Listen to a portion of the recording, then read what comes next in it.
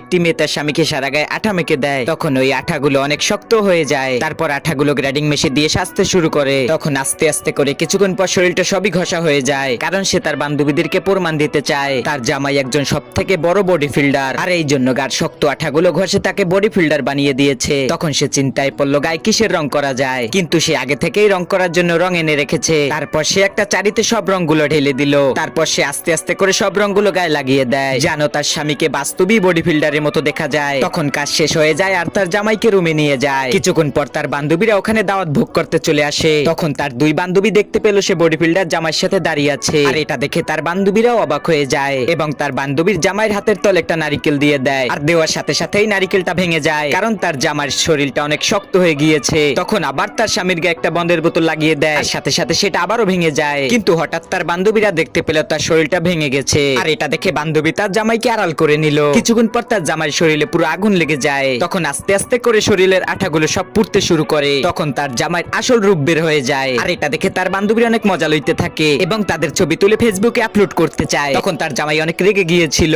আর সে দৌড়ে গিয়ে আলমারি থেকে আঠার বোতলটা নিয়ে আসে, আর ওই আঠা নিয়ে এসে তার বান্ধবীর মুখে দিয়ে দেয়। আর যে বান্ধবী ছবি তুলেছিল তার বোনেও আঠা লাগিয়ে দিল, কিন্তু এই ভুলটার জন্য তার স্ত্রী অনেক কান্না করতেছিল। আর তখনই তার জামাই এসে স্ত্রীকে সান্ত্বনা দিতে থাকে। আর আজকের মতো আমাদের গল্পটা এখানেই সমাপ্ত। নতুন ভিডিও পেতে লাইক সাবস্ক্রাইব করো।